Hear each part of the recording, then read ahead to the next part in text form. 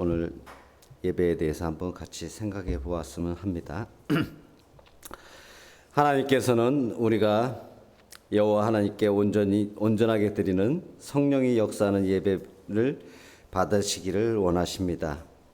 내가 드리는 예배가 어떤 예배인가를 말씀 가운데 돌아보는 시간이 되기를 바랍니다.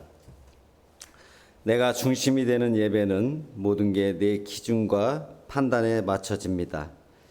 거기에 맞으면 은혜롭다, 재미있다 등으로 표현합니다. 그러나 맞지 않으면 재미없고 지루하고 은혜가 없다고 합니다. 은혜가 있고 없고를 내가 판단합니다.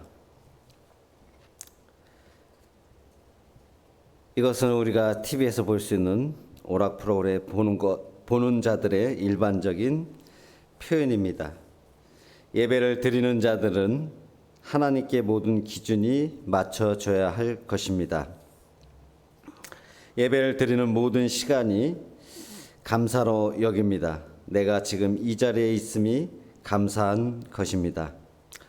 이스라엘 백성들은 하나님께 예배 드리고 싶어 애굽에서 해방시켜 달라고 기도했습니다.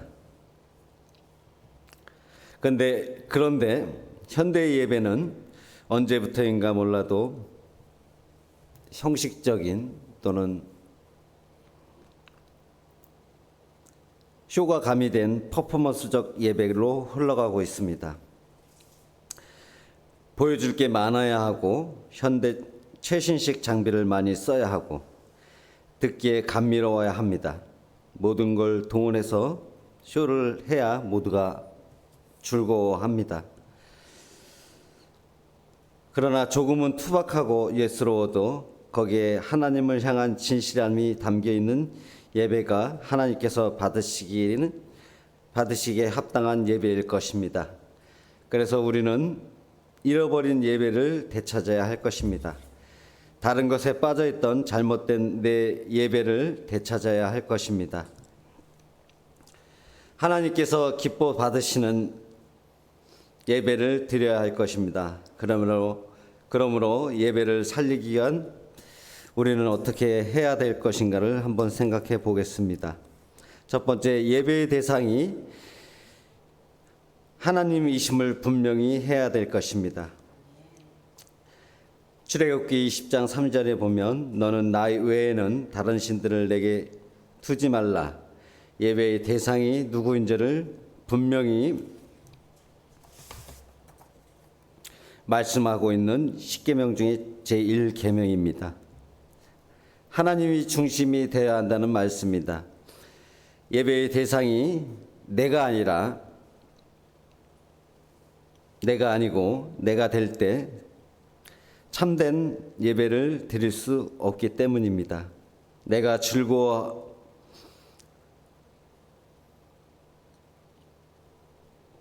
즐거워하고 나의 중심이 되는 것은 옳지 않은 예배일 것입니다.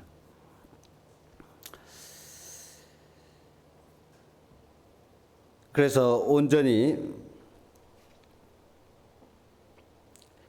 이 교회 안에 예배 드릴 때 하나님이 주인이시고 온전히 예배를 받으시는 거룩한 분이심을 잊지 말아야 할 것입니다.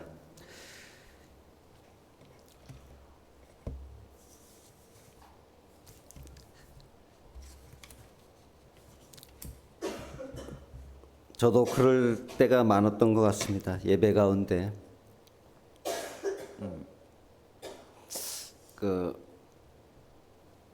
요즘 인터넷에 보면 여러 곳에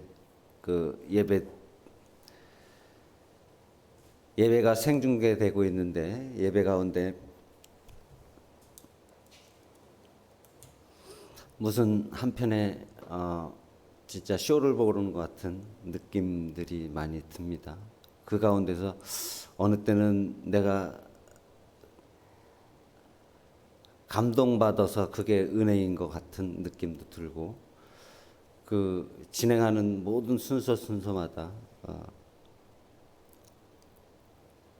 볼 때 이게 은혜인가 은혜 받은 것처럼 느낄 때가 너무도 많습니다. 근데 사실은 그거는 아마 한편의 프로그램을 볼 때 아니면 내가 드라마를 볼 때 감동받은 모습들, 그냥 감정이 쉽쌓이는 모습들이었지 않나.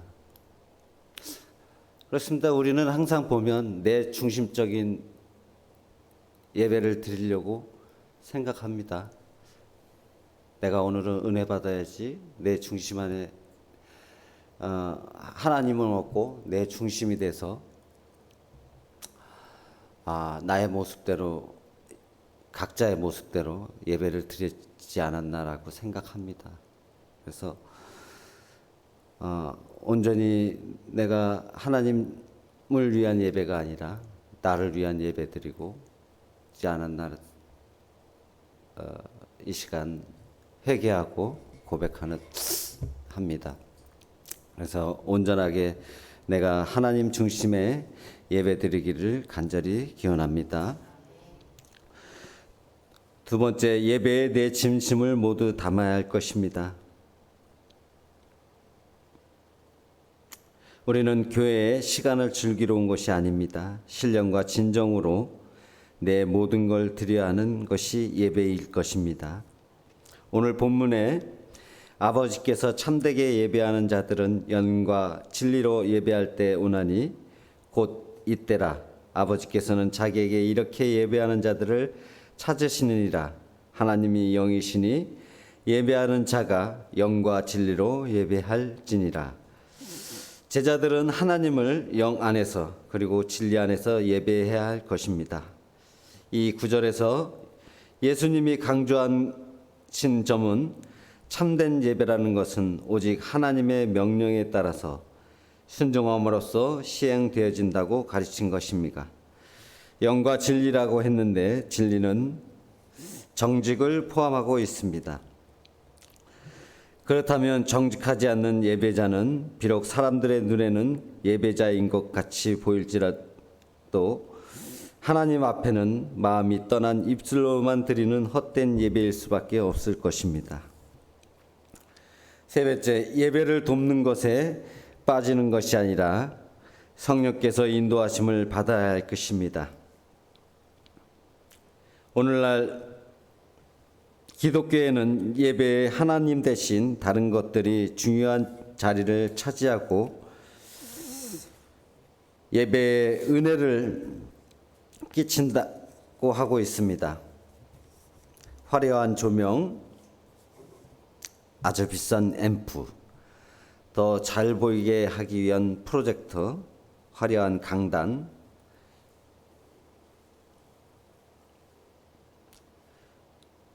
우리 마음에 심어져 있던 십자가가 사라지고 그 자리에 차지하고 있는 멀티비전 등 여러 가지들이, 외적인 것들이 더 중요한 시대가 되었습니다.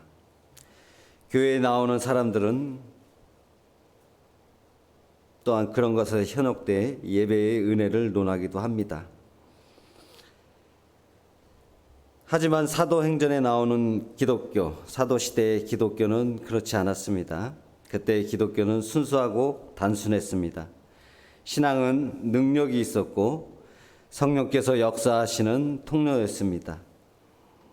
또한 그 예배는 사랑이 넘쳤습니다. 그들에게는 생활의 순수성이 요구되었습니다. 그들에게는 예배, 신앙, 그들의 도덕적 삶은 순수했고 그들의 모든 삶은 그리스도 중심의 단순한 생활이었습니다. 그러나 시간이 흐르며 시대가 변하고 삶의 질이 바뀌고 더 좋은 것들이 나오면서 그것을 해야만 더 좋은 예배, 더 귀한 은혜를 끼칠 수 있다는 방식으로 바뀌고 있습니다. 물론 이런 것들이 나쁘다는 것은 아닙니다. 이 모든 것들이 우리들에게 잘 전달될 것이라 사용해야 할 것입니다. 그런데 그것이 중심이 되어서는 안 된다는 것입니다. 예배는 구경이 아닙니다. 예배는 하나님이 부르신 자리에 참여하는 것입니다. 오직 하나님만을 보아야 그것이 참 예배입니다. 오늘 우리는 교회의 중심은 하나님께 집중하여 드려지는 것에 뜨겁게 박동해야 할 것입니다. 멈추면 안 되며 보여주는 행사가 가미된 예배가 아니라 예배를 온전히 예배답게 드려야 할 것입니다. 오늘 우리는 어떤 마음으로 앉아 예배 드리고 있는 것일까요? 우리들의 정신과 마음은 지금 어디에 가 있을까요? 하나님께서는 진정으로 예배하는 자를 찾으십니다. 이제 구분해서 분별하여 예배 드릴 줄 알아야 할 것입니다. 시대의 문화의 흐름에 타협하지 말고 성령의 인도하심을 받아 오직 하나님께서 기뻐하시는 산 제사를 드리는 모든 제자 되기를 주님의 이름으로 기원합니다. 오늘날 오늘 우리의 이 자리에 예배가 살아야 우리 교회가 살 것입니다. 교회가 살아야 온전히 이 지역과 민족을 살리는 교회의 중심이 될 것입니다. 기도하겠습니다. 하나님 아버지 감사합니다. 우리를 온전한 예배의 자리로 인도하시니 감사합니다. 예배 가운데 온전히 영과 진리로 예배할 수 있도록 성령으로 충만케 하시고 부수적인 다른 것에 정신이 팔리지 않도록 온전히 성령께서 역사하여 주옵소서. 감사드리는 예배가 항상 일어나게 하시고 이 교회를 통하여 온전히 하나님 역사하시기를 간절히 기원합니다. 감사드리며 예수님의 이름으로 기도드립니다.